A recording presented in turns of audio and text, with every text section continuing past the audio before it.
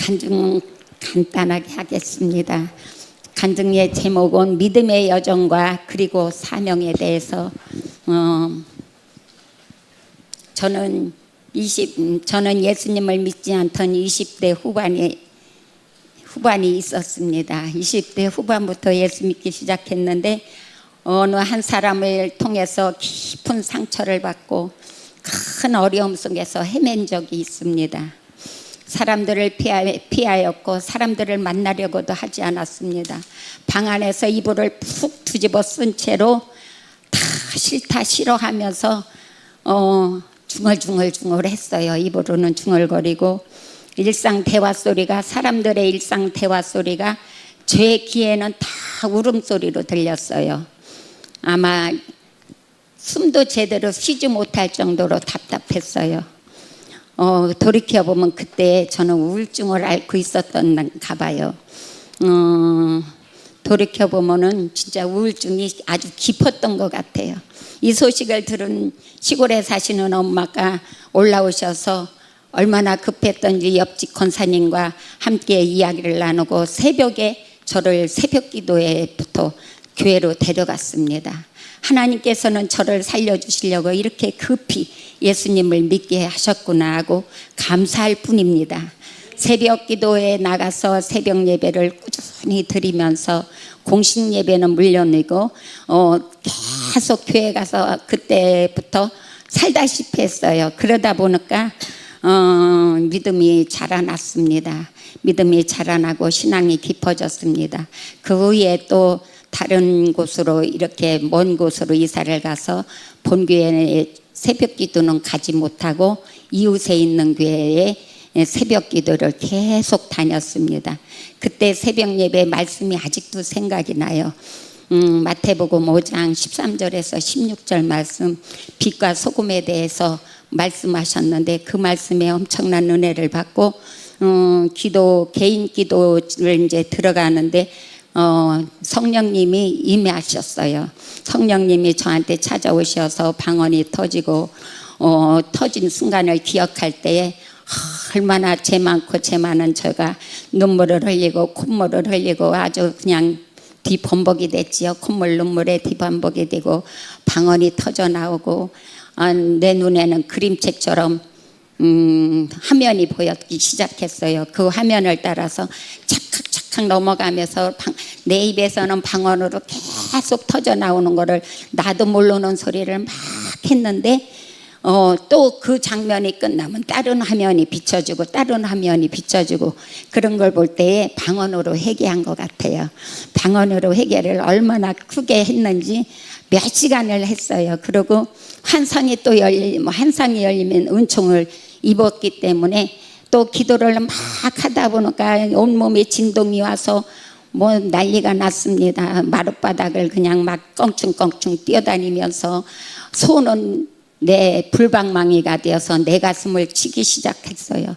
가슴을 치기를 시작해서 엄청나게 오랜 시간을 했어요. 그렇게 하고 나니까 내가 이렇게 우울증이 있던 내가 얼마나 행복하고 기쁜지 세상에 뭐 아무것도 걱정 근심이 없고 그 정도로 행복했어요.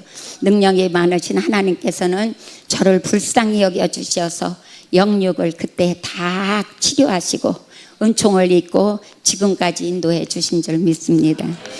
어느 날인가는 또 꿈을 꿨어요. 꿈을 꾸는데 아주 엄청나게 웅장하고 아주 멋진 대리석으로 지은 교회 안으로 제가 들어가면서 와 진짜 궁전 같다 감탄을 하면서 들어갔어요. 그러나 그 안을 들어가 보니 이게 웬일이에요. 초라하기 짝이 없는 흙집으로다가 초가집에 흙집으로다가 문종이 발라놓은 그 창호지 발라놓은 그런 문이 쭉 있는데 아주 많았어요. 방이 많았는데 그 안에서 몇 사람씩 무리를 져서 소곤소곤 이 소리가 들렸어요. 그런 모습을 보고서 와 이상하다. 왜 이 교회 안과 밖이 이렇게 다를까 하는 의문을 가지고서 계속 기도를 했습니다. 기도를 했는데 얼마 지나지 않아서 그 교회가 세파로 쪼개지는 것을 봤습니다.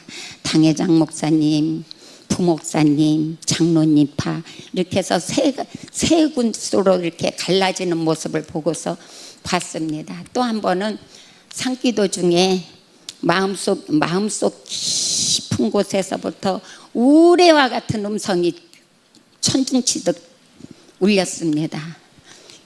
음성이 들리기를 순종하라 이러셔요. 그런데 이제 하나님께서 제게 원하시는 게 있었는데 제가 못한다고 안 한다고 막 버티는 그런 게 있었어요.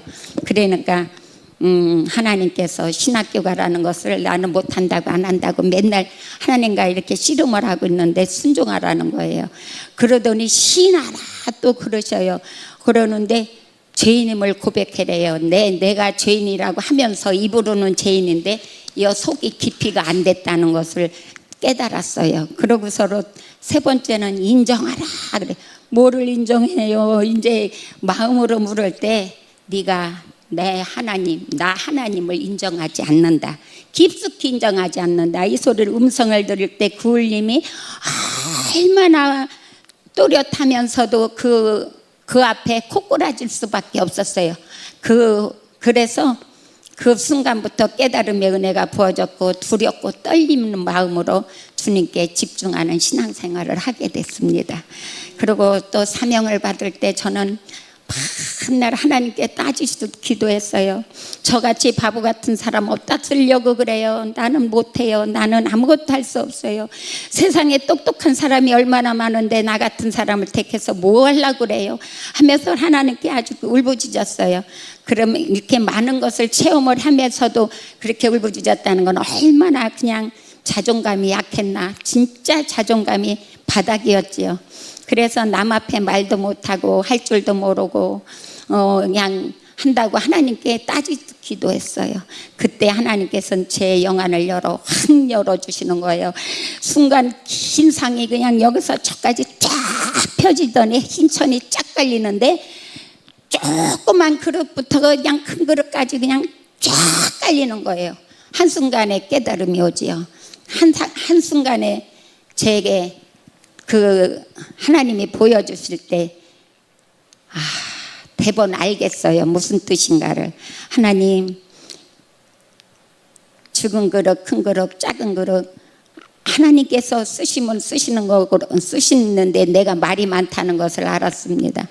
하나님께서 그러면서도 걱정 말으라고 안심을 시키셔요. 그래서 죄송합니다. 잘못했습니다. 순종하겠습니다.